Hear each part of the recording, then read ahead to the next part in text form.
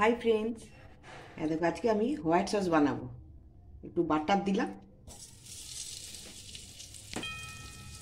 দেখো এটা গলছে।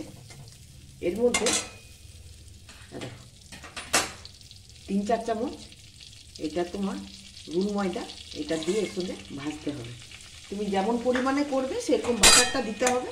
বাটারটা কম দিলে চলবে না, একটু বেশি দিতে হবে যাতে ঘিটা মধ্যে ডুবে যায়। এটা কিন্তু সাদা তেল দিয়ে অনেকে করে, কিন্তু তোমার বাটার দিয়ে করলে যেটা হবে সেটা আরও টেস্টটা বেড়ে যাবে, আর কিছু না। এটা গলতে গলতে এটা একটু গলুক একটু, এটা দেখো, দেখেছো বাটারটা এর সঙ্গে মেল্ট হয়ে গেছে আটার সঙ্গে এখন। এরপরে এটাতে দুধ দিতে হবে, পরিমাণ মতো দুধ দিতে হবে, একটু একটুকু দিতে হবে, নাহলে ওইটা ডেলা পেকে যাবে। এইটা আছে, এইটা তোমাকে মিশাতে হবে, এমনি করে মিশিয়ে নিতে হবে পুরো।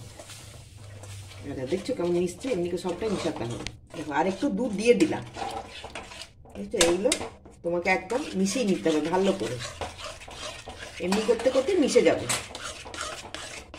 কিন্তু বেশি লাল করে ভাজা চলবে না, যেহেতু নামটা তোমার হোয়াইট সস, এমনি হোয়াইটই থাকবে, এমনি করতে করতে করতে হবে। দেখো এমনি করে সমানে নাড়িয়ে যেতে হবে, দেখেছো? এরপরে এটাতে নুন টুনগুলো সব দিচ্ছি। দেখো এটা গোলমরিচটা এতে দিলাম, দেখো চিলি ফ্লেক্স দিচ্ছি। দেখো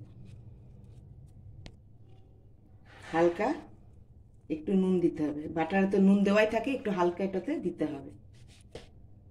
এবারে এটা মিশিয়ে দেব। এই হোয়াইট সসটা বানিয়ে তোমরা রেখে দিতে পারো, অনেক কিছুর সঙ্গেই দেওয়া যাবে। পাস্তা করতে পারো, গার্লিক ব্রেড করতে পারো, অনেক কিছুই করা যাবে। তাই এটা করে রাখলাম। এই রেসিপিটা তোমাদের যদি ভালো লাগে তোমরা শেয়ার করে দিও, লাইক করে দিও।